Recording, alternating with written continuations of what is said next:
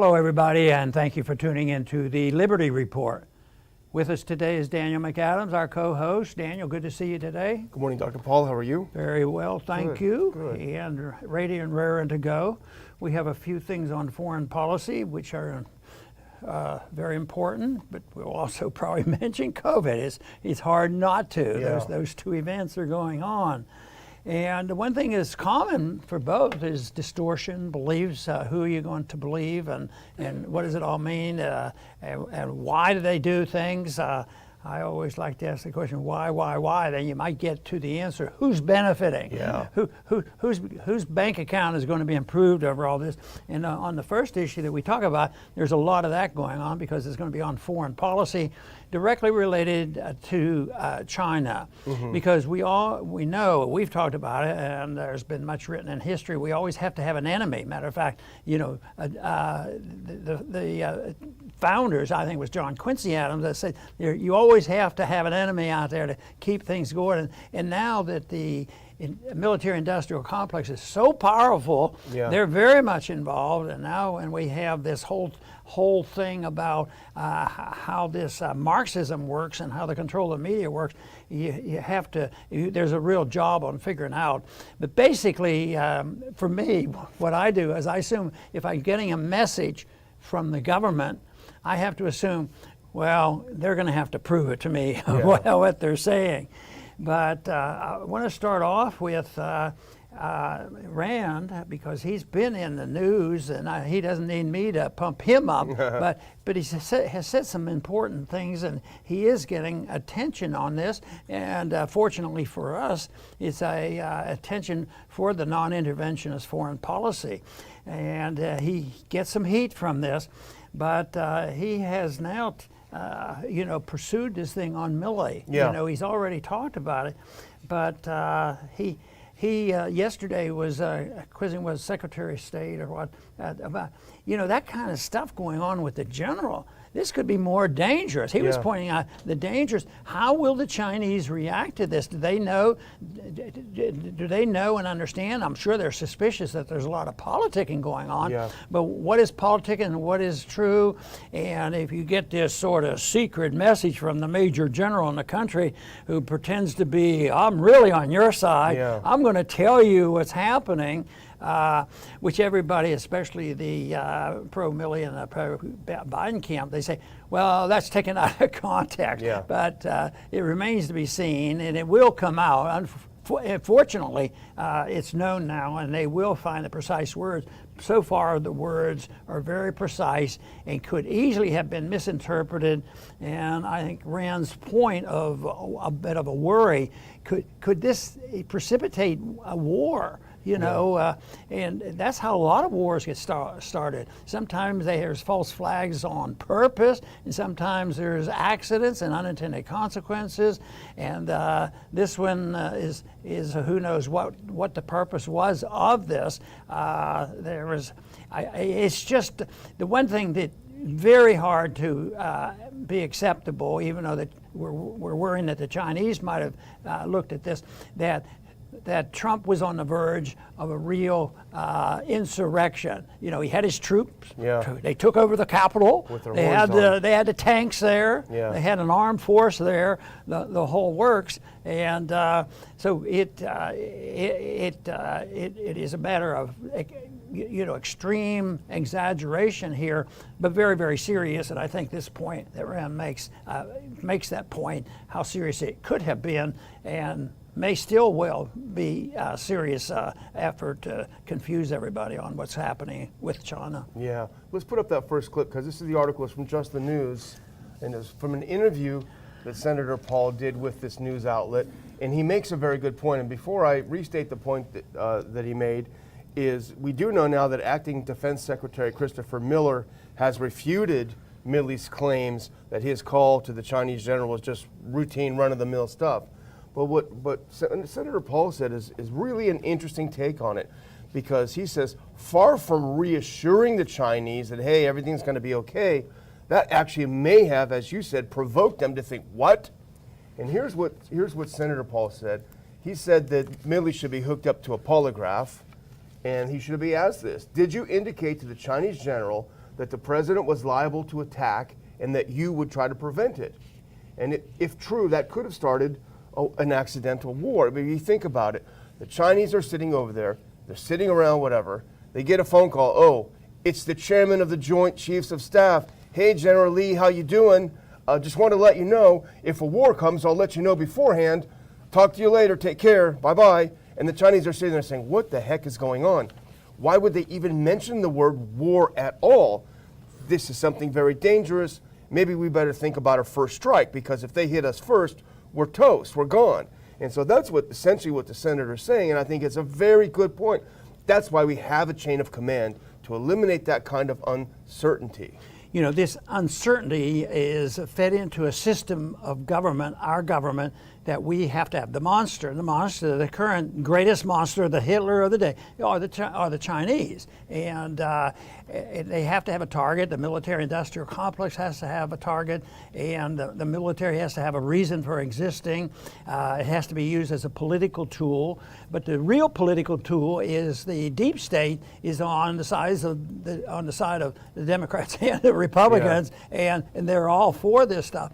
But there is a contest and a lot of competition in the Congress over who can be the most hawkish against them.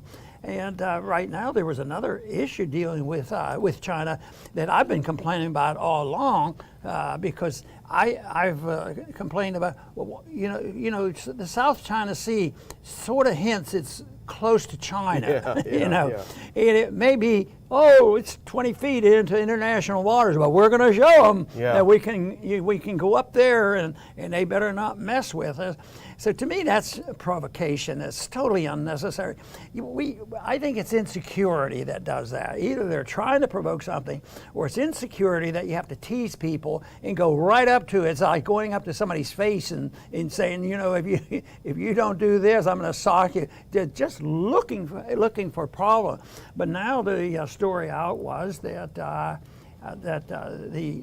the Chinese will do what we do. We're in the South China Sea. We've been there a long time, and it annoys it. And what would we do if they were in the Gulf of Mexico? Nobody asked that question. It's automatic that we have an obligation, moral, constitutional, everything, that we go and make sure that they know how tough we are.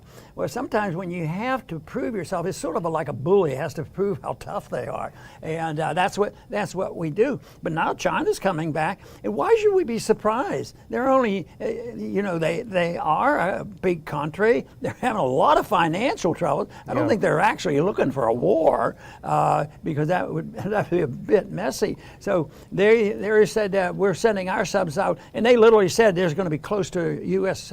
territory, and the report there was it'd be close to Hawaii, and see, it's escalation that is so unnecessary. At the same time, just think of the difference between our relationship with China prior to Nixon and after Nixon. I happen to think that as imperfect as it has been, and as imperfect as their government, the Chinese government is, it's a lot better off than what I remember when I was in high school, when I was hearing about and losing friends being killed in the Korean War by Chinese soldiers. So it definitely has to be better. The trade has been better. There should be an incentive, to stay away from this. But the ulterior motives, like money and the military-industrial complex, and who's the toughest guy on the block, and playing politics with it, that's where the problem is. This whole story reminds me of the famous story that we tell often, that's always worth repeating, is when the debate in the committee on the aggression of the Iraqis. And remember when you made the point in the committee, well, the Iraqis haven't committed aggression against us. And the congressman said, excuse me, Dr. Paul, they have committed aggression. They are shooting at us as we bomb them. And this is the same kind of situation. The U.S. has sailed the Carl Vinson Carrier Strike Group into the South China Sea recently. And the U.S. claims, of course, it's no big deal. What are you complaining about? It's only the freedom of all nations to navigate in international waters is important, especially vital in the South China Sea, is what Rear Admiral Dan Martin said. And that was, of course, the issue that was commented upon by the editor-in-chief of the Chinese state Global Times newspaper. And he sort of pointed out the hypocrisy. And I don't know if it was an exact warning that they're going to come to Hawaii or if they're just pointing out the hypocrisy of the U.S. because he said, quote, well, hopefully when Chinese warships pass through the Caribbean Sea or show up near Hawaii and Guam one day, the U.S. will uphold that same standard of freedom of navigation. And then he said that day will come soon. So he's saying, hey, you keep sailing through the South China Sea. You keep saying it's no big deal. It's just to have international passage to international waterways. So if we do the same thing, it's going to be okay, right? Well, we'll see, because it's probably not going to be right. The submarine issue is involved also in a squabble between our close ally, the French, and they had they had a contract with the Australians, and all of a sudden, behind the scenes, that became out in the open, that we tended to interfere. Sort of reminds me of Colombia. Remember the fight over Colombia? Who gets to sell the helicopters to fight the drug war? I mean, that was a big issue. And they finally said, well, we'll just split it. Well, here is who gets to sell the helicopters, to Australia, because they're all, why do the Australians need a nuclear submarine? Well, that's their business. Why do we need so many? But anyway, the deal was sort of canned by what we did, and guess who ended up? They canceled to send the order. The French lost the deal. And guess what? Guess what? The French had said, well, they're a little bit hacked off. They're hacked off. They lost a $40 billion deal, and there was no respect for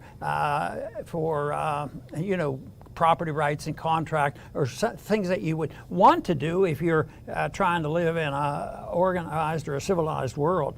So that is just that, and the French are pretty unhappy about it, which I'm sure they have a right to, but I don't lament the fact that the military-industrial complex maybe gets stiffed. Unfortunately, the people who are really in charge of the military-industrial complex just made a big buck. Yeah. And this is also, and this is why it's kind of in this first segment for us, this is part of the ramping up against China, the ramping up of fear. And this does that because the Australians had a deal with France to purchase a number of their state-of-the-art diesel submarines. That goes back to 2016. Well, the U.S. announced this new alliance, and I don't know if anyone's seen the clip, but President Biden forgot the name of the Prime Minister of Australia. It was a little bit disappointing.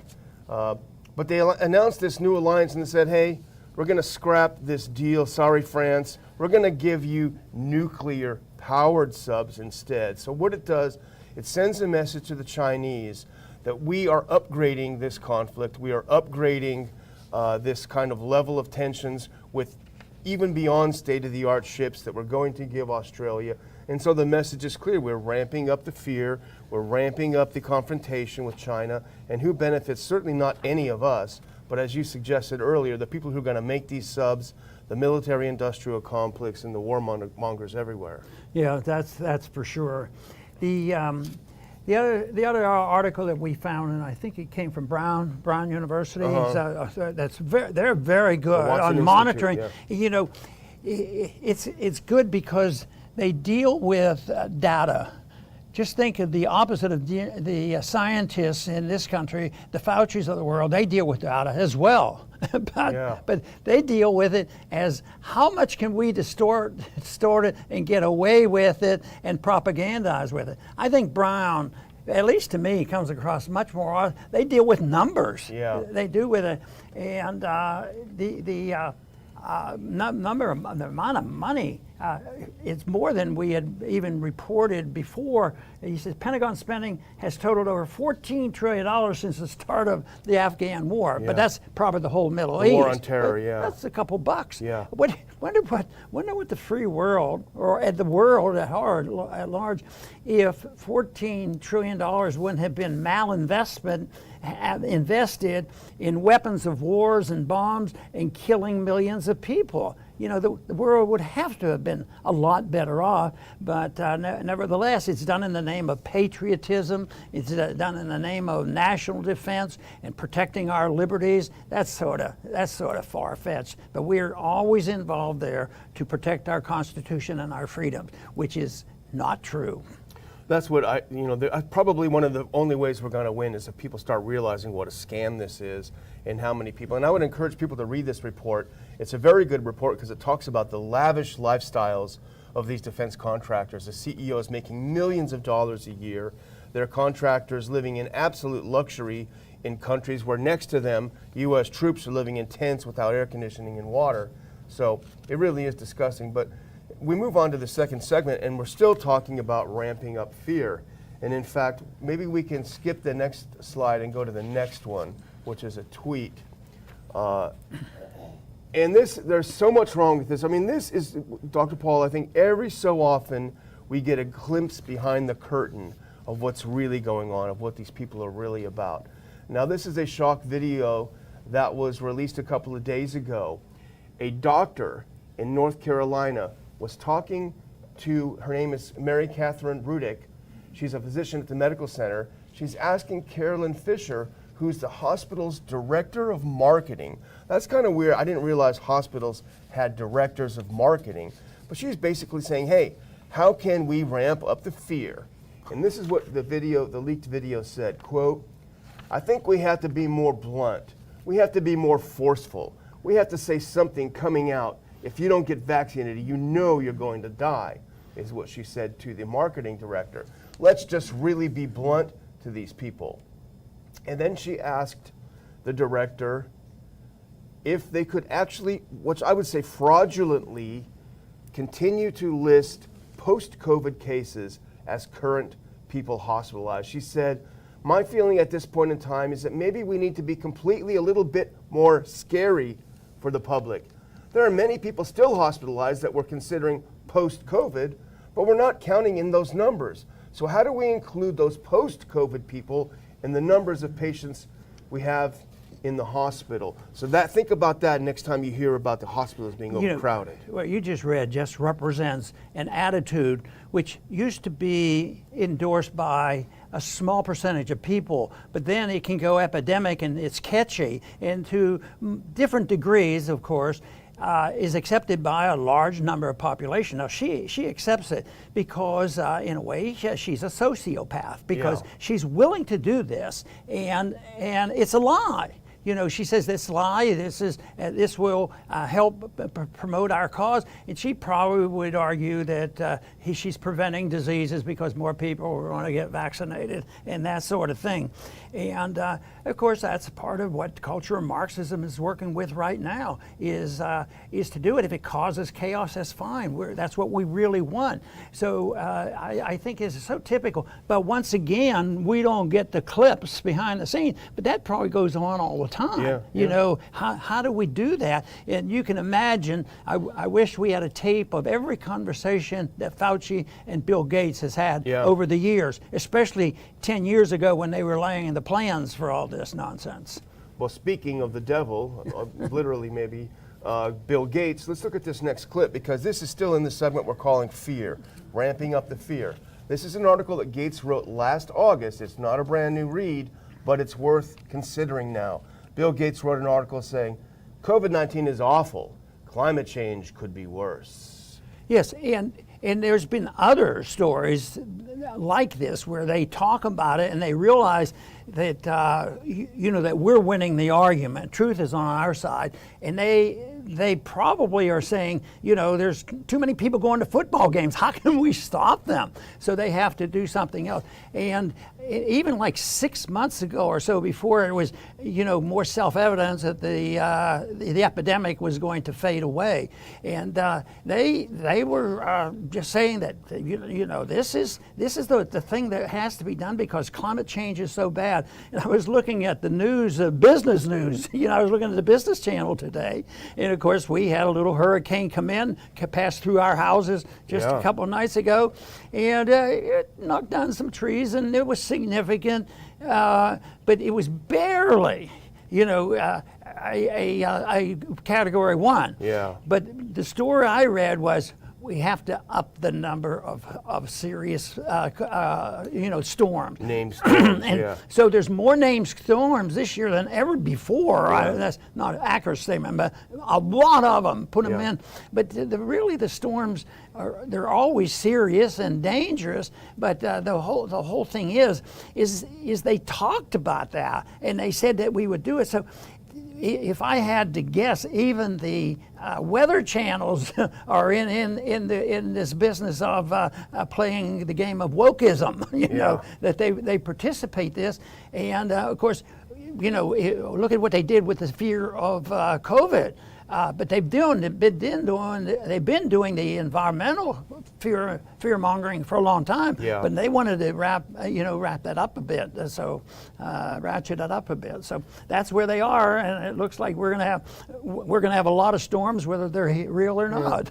Maybe someday we'll see a video behind the scenes of them deciding to name the storms even scarier names, right? For marketing purposes. Oh, here comes the death dealer. Here comes the destroyer, instead of Ned or Fred or whatever they want to call them.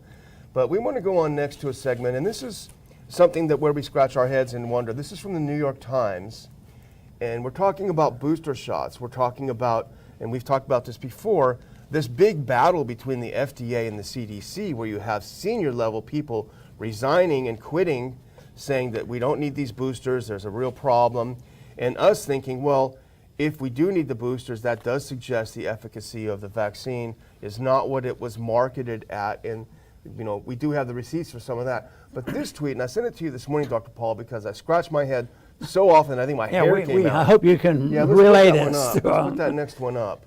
This is from the New York Times. This is today. If we can make it a little bigger. This is a serious tweet. It's not a joke. This isn't the Babylon Bee.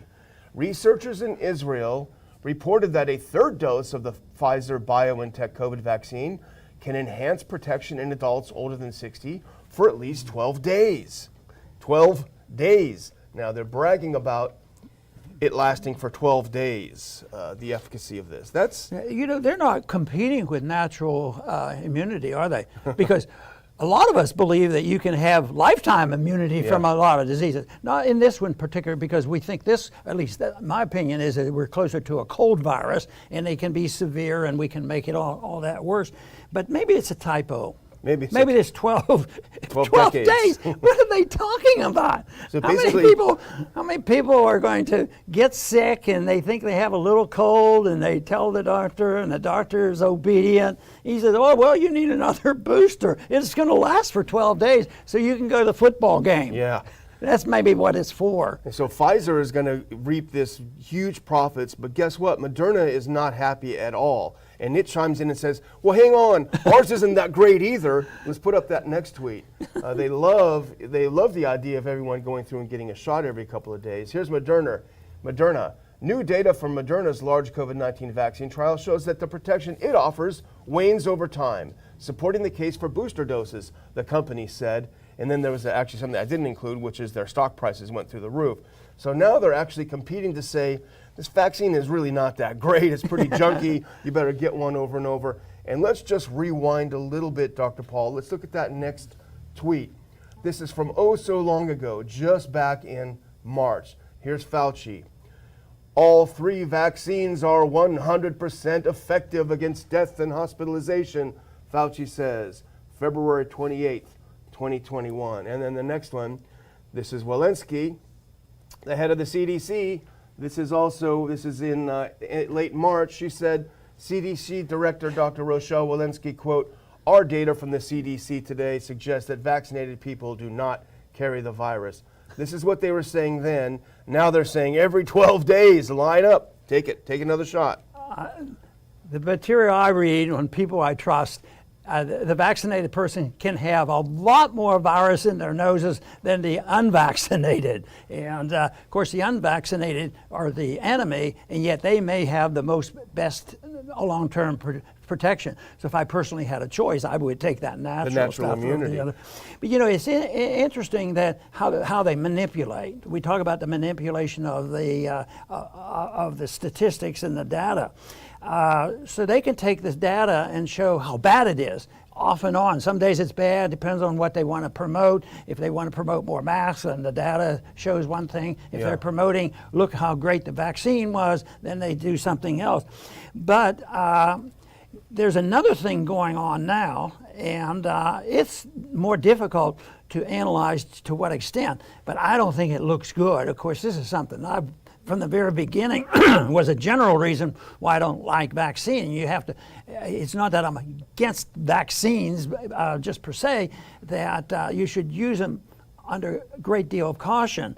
So if you have complications, you know, they're even reported, at least they're supposedly reported on the CDC, and it's a lot. But some of these hospitals that are filled up, and one group of nurses were quitting over this because they were convinced that they were lying about it, and they were calling everything COVID. At the same time, the nurses became convinced that it was complications from the vaccine, and of course the professional liars in the medical field, they came down hard on them, and they said, if you don't get your vaccine, you're done. And it looked like there were well, we've heard several cases now where nurses, I think that's really should send a message. It's sort of, they're on the front lines. Some of them have worked with patients in a closer way than most doctors work with a patient. They're with them constantly, and they're quitting. And then they say, well, the hospital beds are filled up. Well, there aren't any. There aren't as many hospital beds because they don't have personnel. So it's a real mess, all because there was too much dependency and capitulation in saying government has the authority to practice medicine. The government has the authority to put into people's body in the name of national security, in the name of public safety. And so the people are to blame to a large degree because they go along with it. And of course, many are put under very difficult circumstances. But overall, it's the people who push the philosophy of interventionism and make sure that anybody who objects to it are, you know, look at some of the accusations even against Trump, killing people. You know, he wouldn't do things, and then 6 months later, the CDC does exactly what he was doing. So it is a real mess, and the rules that you'd have to follow to straighten this out aren't that complicated. It's just that people ought to have a right to take care of themselves, and nobody has a right to tell other people what to do with their lives, their money, or their property. Well, the thing about these nurses is maybe they're wrong. They say they think there's some problems with the vaccine. Maybe they're wrong. We don't know. We're not giving medical advice. But why isn't anyone just researching it then? Prove them wrong at least. And that's what we can't understand. But here's this next clip, and I'm going to wind it down with this, Dr. Paul. But this is another head scratcher. But I think what happens is you dumb down the population, you numb their minds with fear, and then they stop being able to think properly at all. And they believe, you know, as in 1984, they begin to love Big Brother. Let's look at this. This is not the Babylon Bee. This is actually CNN. Let's look at this next clip. This is a tweet from CNN. She was vaccinated, but was infected by others who chose not to be. The cost was her life. Now just stop and think about it. Isn't the whole point of being vaccinated that you wouldn't get infected by others who are not vaccinated? It's hard to read this with...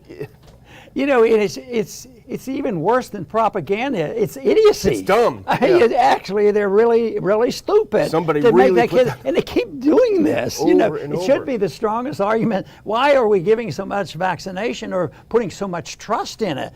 But of course, we're protected from being the authoritarians, and you've already mentioned it, is that people should be making up their mind. There should be no prohibitions. Every once in a while, you'll see the conservatives get charged, and we're going to remove the mandates, and we're going to dictate this. No, you don't. You dictate freedom. You allow people to do it. So you can't have a mandate or a prohibition against, you know, giving a virus or you know, taking a vaccine, and that's too often is the case because it has to be on both sides. You can't force and you can't dictate to people what they have to do in order to take care of themselves. But people have lost trust in this. They're very dependent. It started with economics, and they become very dependent. Whether they're very rich, the military-industrial complex and the many other in the trillion-dollar category, they're very rich and they take a position, and the very poor, you know. And the one thing that I remember very clearly about reading Human Action, Mises' great book, and he says that if you continue to do what we've been doing, you wipe out the middle class. And every day when I see pictures of tent cities and the crime wave going on and the rich getting richer and the poor getting poorer and the middle class being wiped out, I think of that. Right now, the middle class, low middle income, are probably suffering more than the people who are very poor, because the very poor are still getting checks, but they eventually get wiped out. As a lot of people get wiped out, is because the cost of living will go up in an uncontrollable manner, and that's what we're starting to see. Yeah. Well, I'm done. I can't top that CNN thing, Dr. Paul. I'm going to hand it over to you. Very good. I want to thank our viewers once again for tuning in today, because we're going to keep plugging away at trying our very best to understand what's going on and what the principles are behind it, and why a free society is so much better than an authoritarian society. That is what was intended by the work of the founders, but even early on, the changes occurred away once again from a free society into an authoritarian society.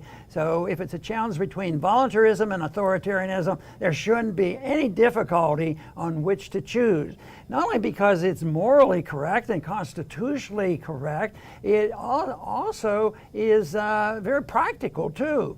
So if you want peace and prosperity, you will vote for the voluntarist society and reject the authoritarians. I want to thank everybody for tuning in today to the Liberty Report. Please come back soon.